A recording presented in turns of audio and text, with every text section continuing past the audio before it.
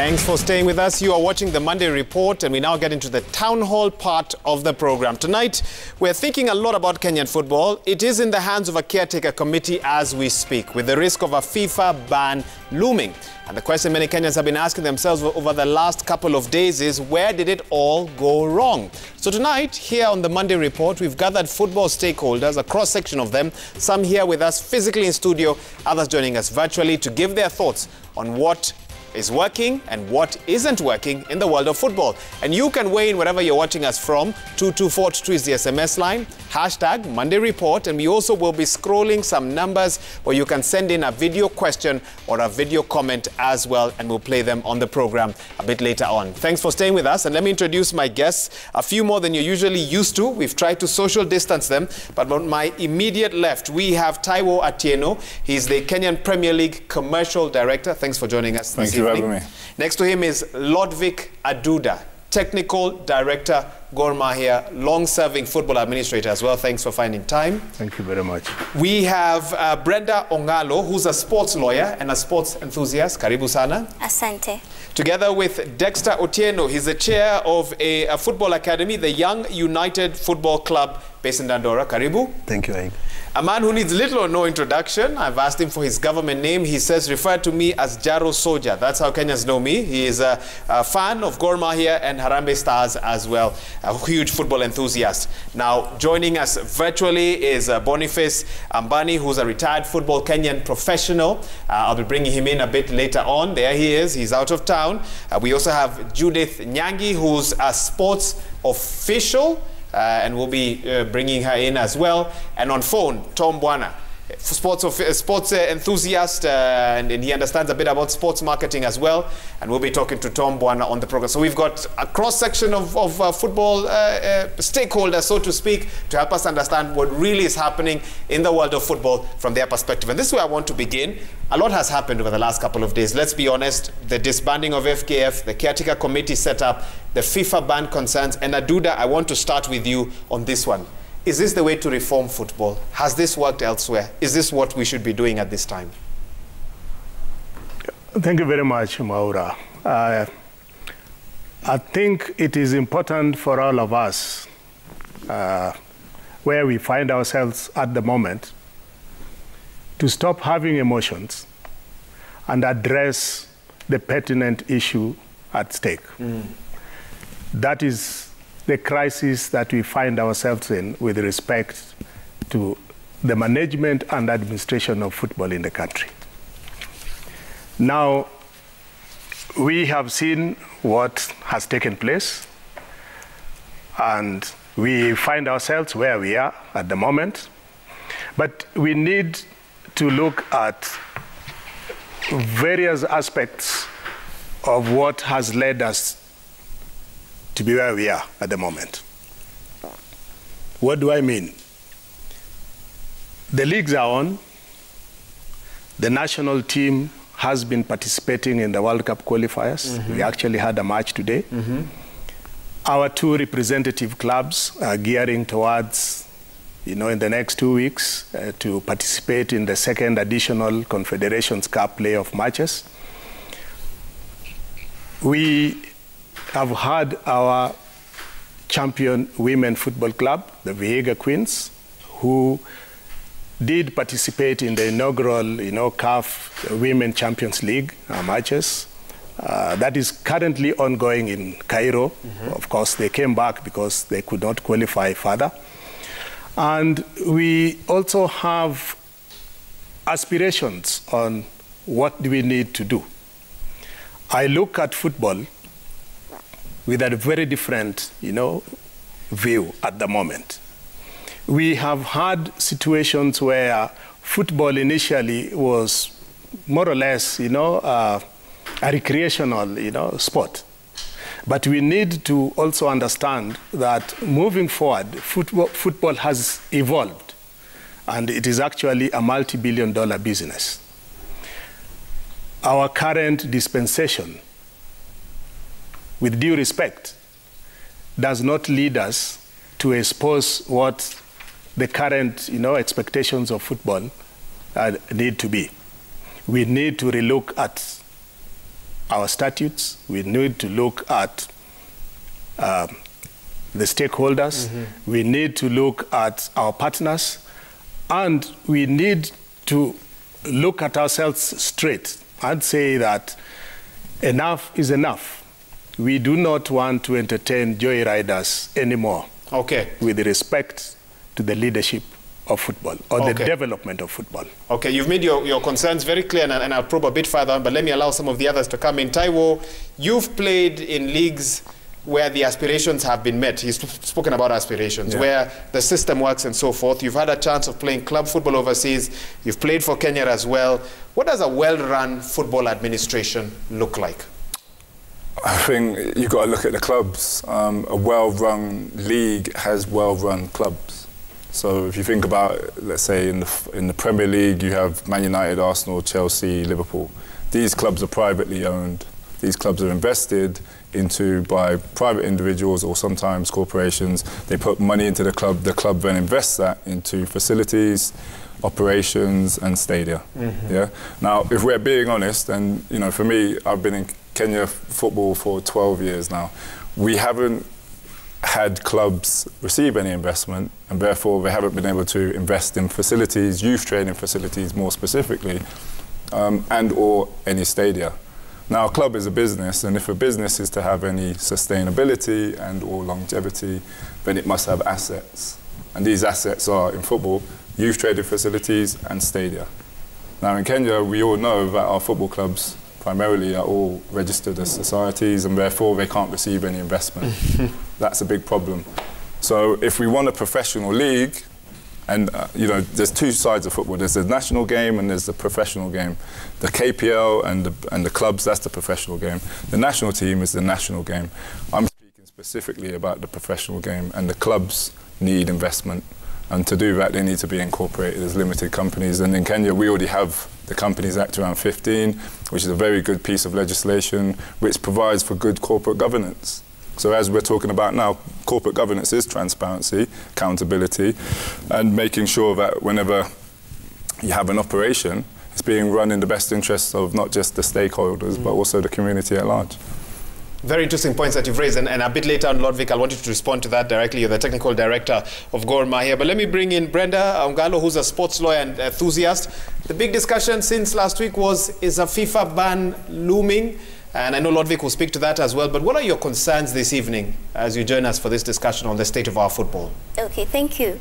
And I think a FIFA ban may be looming, and I'll say it very carefully, maybe, because it's something we can't avoid.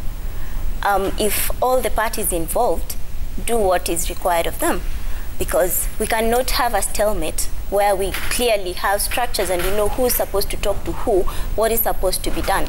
The FIFA letter that came in today, the response that came in today, was suggesting a normalization committee, but because FIFA are insisting that they do not recognize the caretaker committee that was constituted by the CS of Sports, they are giving us an option.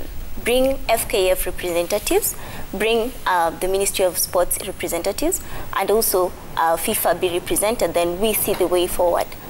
But I would also want to say that the way FIFA has handled this situation since this complaint started, because the first time this issue was raised, I think, was way back in 2019, November.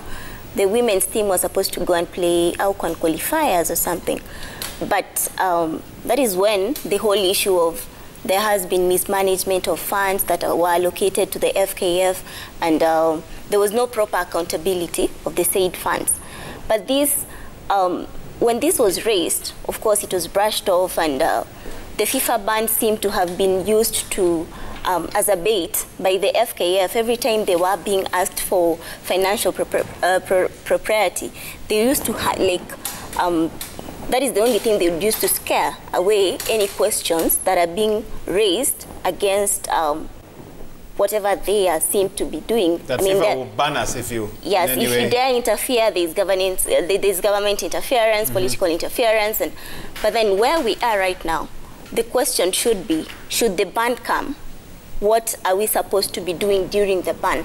Or what should we be doing to avoid the ban now that FIFA has given us chance, they have given us time to rethink our decisions, to maybe put things right before the ban comes, or suspend us and give us time to put our house in order.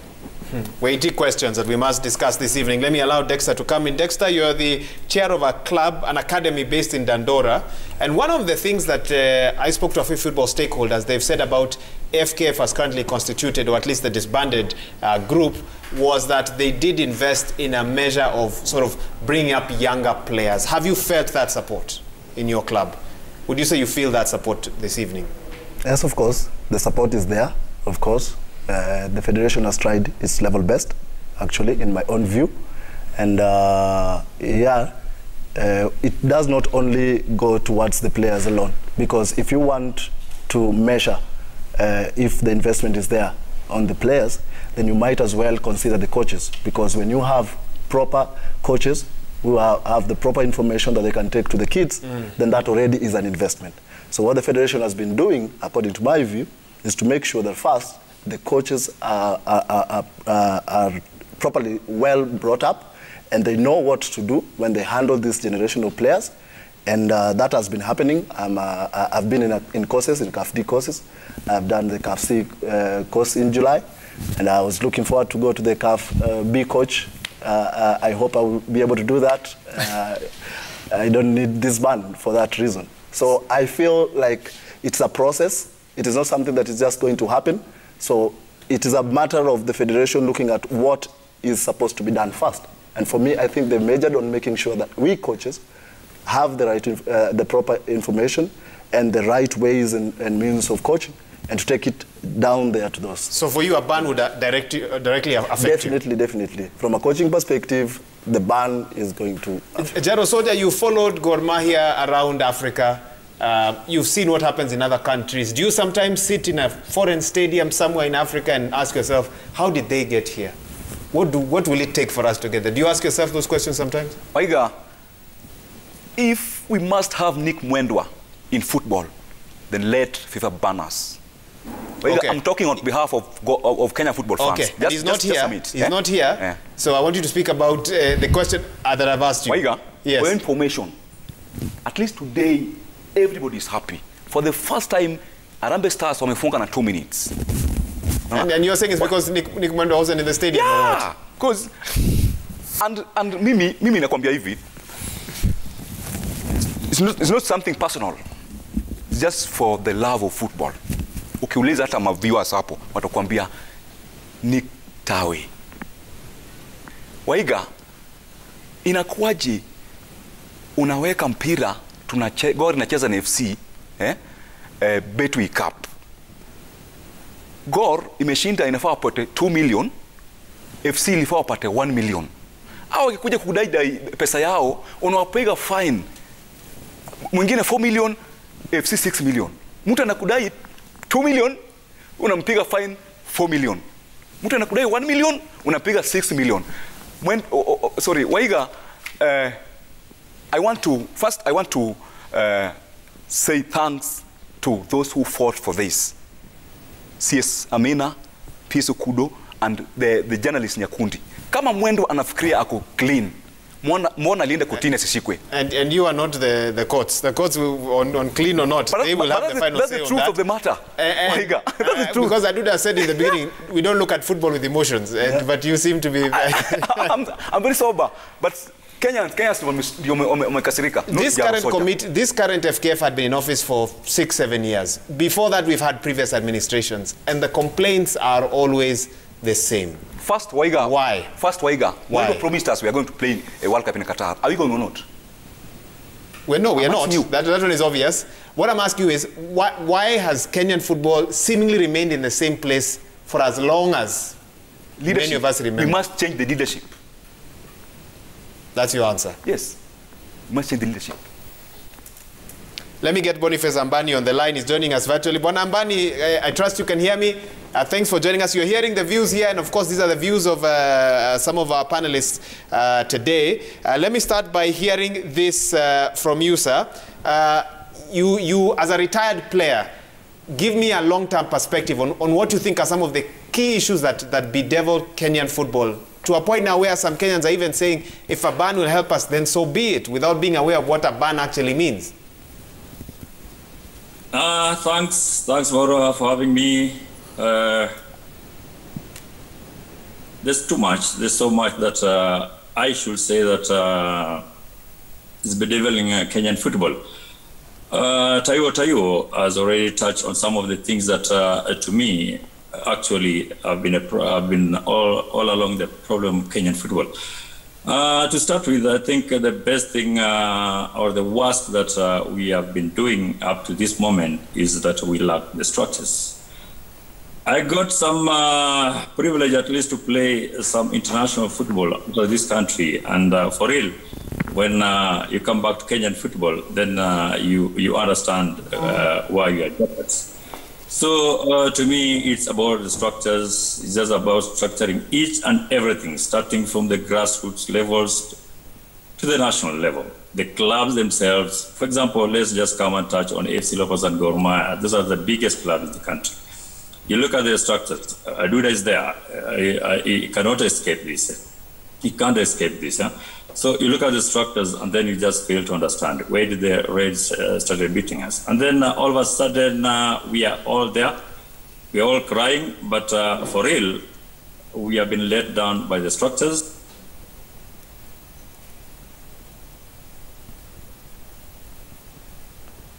I think somebody is trying to call him. Okay, we can't hear you, Boniface, but you said some very interesting points there. Tom Bwana, do we have you on the line? The government has not done so much. Yes. Hi. Okay, Ambani, you can finish. I think you're back on now. Just finish your statements. I bring in Tom Bwana. Yeah, I'm back. I should say that also maybe I should also blame the government again also, because at the end of the day, they also have to get the structures right.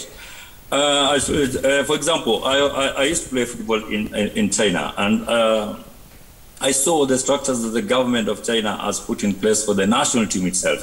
My friend, is just way above everything. So to me, it's about structures. We just have to structure our football from the grassroots up to the national level. Apart from that, I don't think we'll ever make a step in Kenyan football. Tom Bwana, I know that it's very easy at this time to make the current administration the whipping boys of where we find ourselves in. But you know, we sat here during previous administrations and talked about what ails Kenyan football. Again, I'm asking the same question, and I like what Boniface Ambani there has put out. There's something happening in other countries in regards to football that we simply haven't figured out here. What do you think that is? And you understand a bit about sports marketing as well. First, congratulations, Higgs, for putting together such an incredible star-studded panel that you have there. That's really what represents Kenyan football. Now, to the question of how we get ourselves here and what's our way out. Everyone is focusing on a ban. My biggest question right now is, what if we're not banned? Are we ready for that? What if we're not banned?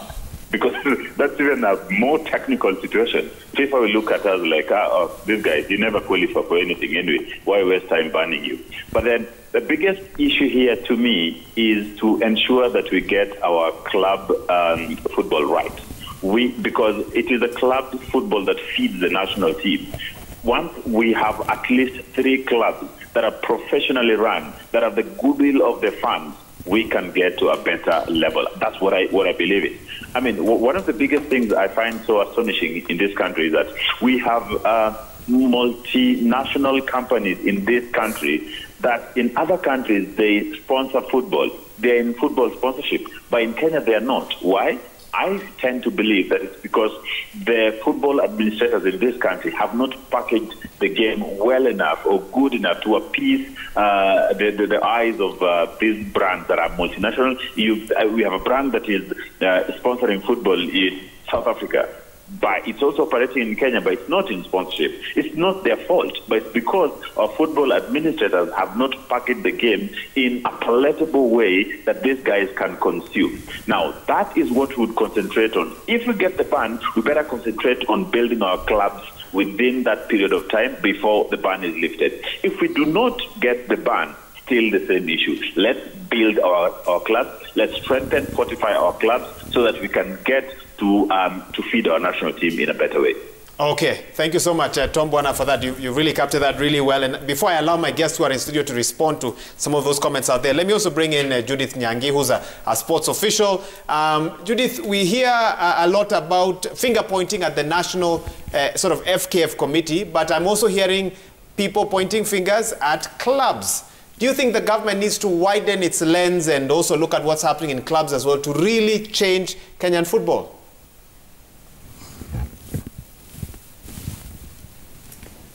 Nyangi, can you hear me?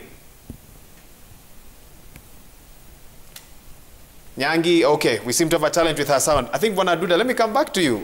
Finger has been pointed at club management. And let me let our viewers know that we were also hoping to have Dr. Dan Shikanda, the chair of AFC, but he cancelled at the very last minute, an emergency that he could not get out of. Others would have had AFC representation here as well, not just Gor Mahia. But Aduda, a finger has been pointed at club management, comparisons to Simba, Yanga, what's happening out there in Tanzania this evening. Have club management failed the sport? Well, the issue is simple. The issue is simple in my view, that the development of football must have a new paradigm shift. Let us look at what FIFA has put in place together with CAF. We are now talking about the club licensing. Now, the club licensing is meant to cure all these things that we are talking about. All right? In what ways? One, it is imperative that the clubs must be legal entities. Right? You must show proof that it is not a briefcase club. Two, you must be able to show that you have a master plan of what you want to do as a club. You must have all your financial management structures in place. You must show that you have developed your infrastructure in the sense that clubs ought to have physical abode, yeah? As part of the new development, for the clubs to flourish, we are now required to ensure that the professionals are given the opportunity to be able to run certain aspects of the club administration. You are required, you know, initially when clubs were registered under the Societies Act, you found that we had, say, a treasurer who, in most instances, from what I have seen, have got no iota of what it means, you know, to deal with finances, so long as you are elected into that position. Now, I hope that's not the treasurer you have at God. Now, we are getting into that. Oh, we are getting into that, okay. You are supposed to employ a marketing, you know, manager. You are supposed to have a logistics person. Because of crowd trouble, you are required to have or to employ a security officer. Now, instead of having, say, a secretary general, the clubs now are required to hire either CEOs or, you know, general managers who will be in charge of the day-to-day running of the activities of these clubs. It has started at the Premier League level. It is running down to the Super League level. It is supposed to go down across the entire strata. Now, coupled with part of what I'm talking about, we did find that the government, or rather the parliament, passed the Sports Act. It is now imperative that any sporting activity, body, professionals are supposed to, adhere to these particular, requirements of the Act. Some of which means that anybody who wants to be an official of a club must also go through, satisfy the requirements of, Chapter 6, so that we have people of integrity being in positions of leadership in the clubs. Now, there is also the aspect of showing what you are doing with the development of youth players or youth talents.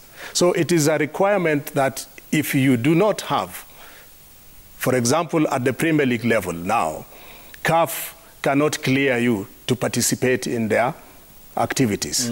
Now, these are being introduced. These are mechanisms being introduced to help sort out these perennial problems that have bedeviled, not just Kenyan football, but football basically across Africa. Now, what we need to do is to expose all these changes that, are being brought across locally through our respective legislations, and even the requirements of both the international and continental, bodies that we are affiliated to. Now, it is a progressive, step that ultimately should lead us to the new dispensation that will bring success and turn football into a purely a business-oriented sport. Okay. But to answer my question in as few words as possible, as you began your opening statement and said it's time for us to look at Kenyan football leadership. Yes. And not call a spade something else, really address it as it is. Yes. Some are saying even club management needs to be honest with itself. But that is what I've said. That is what I've said. Because, you see, we only have 18 clubs at the Premier League and about 20 clubs at the National Super League level. How many clubs do we have in the country? And how many of them are structured in a manner that we are talking about? So we must begin with that. Even at that lower level, at the location, how many times do we have, like now, when we are approaching the campaign periods, are we going to see many clubs, in quotes, sprouting up to participate in those politically motivated tournaments? After those tournaments, then what else? Now, football is about structured activity. That is why we have the leagues and tournaments. Able to help us with that. Yes. And I'll come and dig more on that. Taiwo, when you played with the Harambee Stars, Boniface spoke to the market difference between what he saw out there in China and elsewhere and here as well. Of course, club versus country is always a different talking point. But did you ever see anything that made you feel that, wow? And again, I'm not telling you that you speak badly about your country this evening, but to speak honestly about your experience, conditions, travel, etc. Did anything ever stand out for you where you said, my goodness, we still have a long way to go? Yeah, I mean, the standard is obviously very different. Kenya has I would say, a very good economic environment for football to be professionalised. There are some structures here that are playing in professional leagues, but they're amateur. What I mean by that is in England, we'll have lots of amateur clubs, but they can't participate in the Football League or the Premier League if they do not incorporate. Incorporation is important because under the Companies Act, it follows a lot of corporate governance rules and regulations, which I believe stops the abuse of power in certain instances that we're experiencing in these societies. These societies have one chairman at the very top, and he basically controls much of everything to do with the operation. In a company, you have shareholders who are basically oversight of the directors, and the board is comprised of shareholders and directors who make commercial decisions. What we need in professional football and amateur football, look, everywhere in the world, in England and America, they use amateur sports for political purposes. There's no problem with that. But when it comes to professional football, you need a professional board to make commercial decisions and implement budgets, implement and hire experts like my good learned friend has just said. We need expert accountants, expert lawyers to come on board these professional clubs to make sure they're being administered according to the laws here in Kenya. We have very good laws here in Kenya. So I think that is the difference that I recognised when I came to play for the national team in 2009, is that the national body was not incorporated. And it wasn't being run as a corporation. And therefore, the operations of the national team were below standard. Okay, and tell me this briefly, before I get another comment. You now represent in this discussion today KPL as its commercial director. Yeah. When I was covering sports, KPL was running the league and FKF was running football in totality. But now FKF runs the league. What does KPL do? What is KPL this evening? So the Kenya Premier League, in my view, having been here for the last 12 years, was the most consistent and most professional structure here in Kenya. In the fact that it had a professional league that it was administering. That league obviously had TV rights, that league had sponsors, and that league was sustainable. I was obviously of the view when a national body, let's say the English Football Association, if it were to take over the league in England, it would not successfully be able to do that as good as the Premier League because it doesn't have the resource of a staff and it would be taking on too much work. The national game in itself is a full-time job. The Premier League, the professional league, professional game is a full-time job. So I think my view is that the FKF made a big mistake in taking over the league because they did not have the personnel, the experience, or possibly the human resource or capital to administer it as the same level as it were under the KPL. Obviously the KPL right now is still in existence as a company. Its members are still clubs. My focus is to invest, work with the clubs to get them incorporated, invest in their youth training facilities and stadia, and make sure that they're adopting professional standards in their operations as football businesses. Okay. And Brenda, I'll be coming to you shortly. I'm told I need to take a quick break, but just before the break, Boniface Ambani, you're still on the line? Yeah, I'm still on the line. Yes, your experience with the Harambee Stars, any moments you remember, low moments that made you question your commitment? Like, why am I committed to this cause? Well, what comes to mind? Oh God! If I start talking about the national team, then I think maybe it might take even the whole day talking about the national team. Tell you, when he came to the national team, I was there. We welcomed him, and from his look, you know, he was coming from the States. And then when he comes to Kenya, he found everything that was happening back home.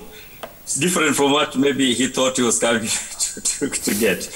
You know, we are camping, I think, if I'm not wrong, we are camping at Kasarani. So you can try to imagine those hostels in Kasarani without water. We could go without water. From training session, there's no water to take a bath. Then you're just wondering, oh, what's this? Then there's just traveling now. You have to travel. You waste so much time at the airports trying to get those connections, etc.